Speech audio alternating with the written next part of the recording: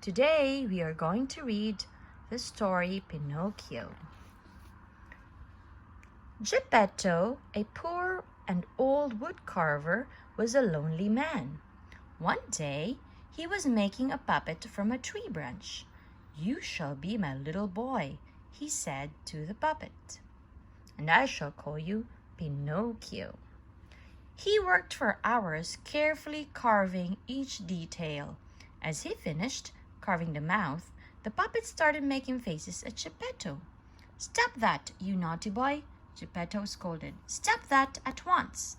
"I won't stop," cried the naughty Pinocchio.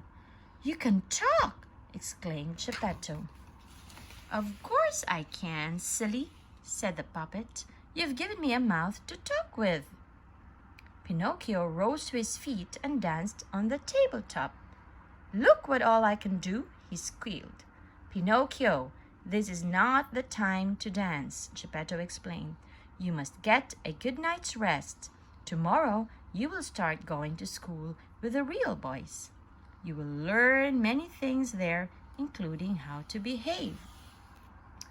On his way to school the next morning, Pinocchio stopped to see a puppet show. "I can dance and sing better than those puppets, and I don't need strings," boasted Pinocchio. Saying this, he quickly climbed onto the stage. "Get off my stage!" roared the puppet master angrily. But when he saw the crowd enjoying and cheering at Pinocchio, he let Pinocchio stay. "Here, you've earned 5 copper coins," the puppet master told Pinocchio.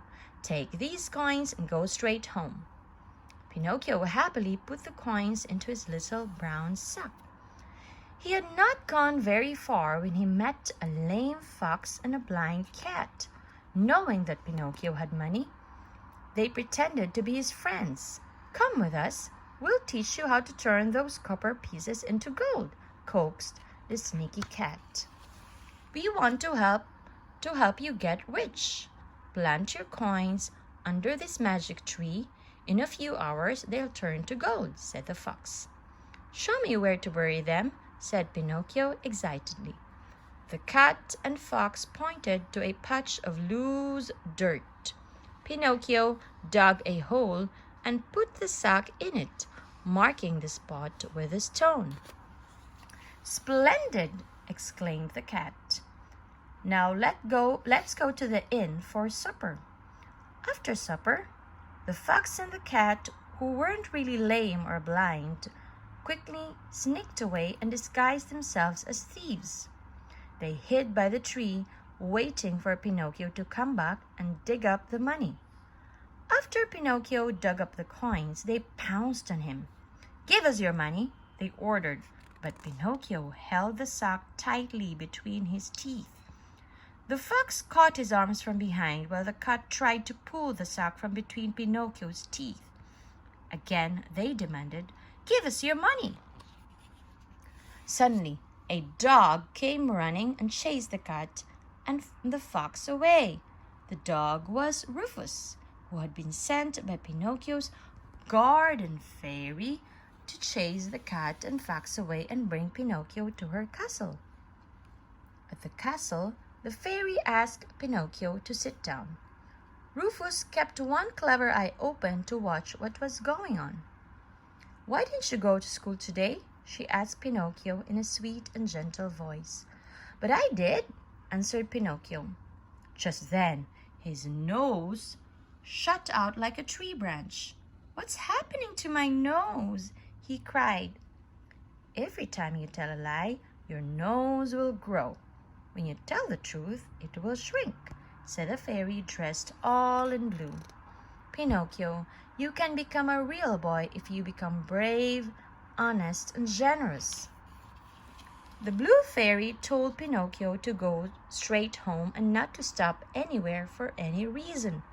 Pinocchio tried to remember what the blue fairy had told him. On his way home, he met some boys. "Come with us," urged the boys.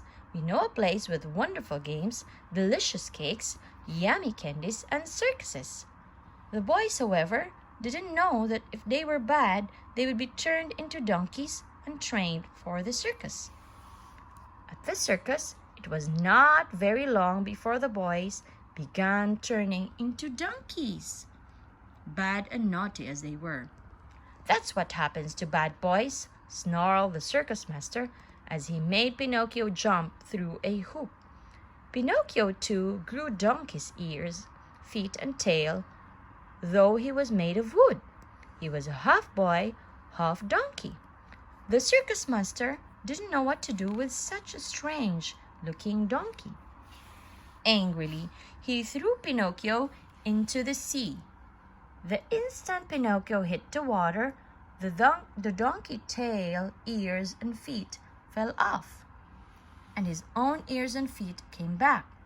He swam for a very long time.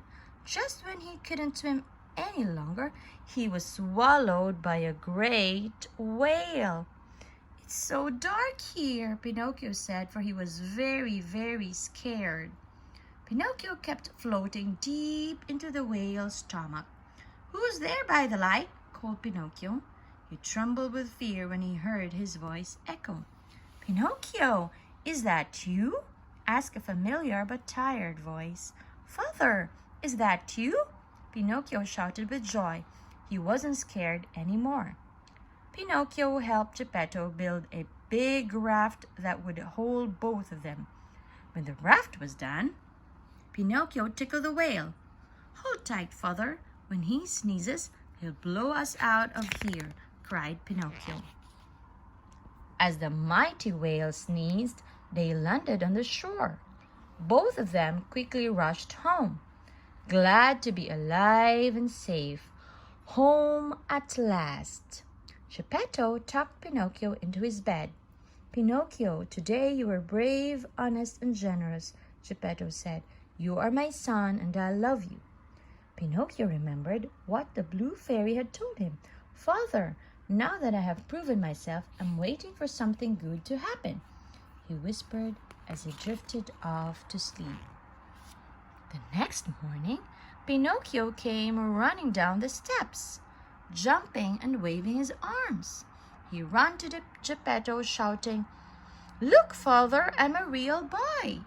He had become real just as the blue fairy had told him.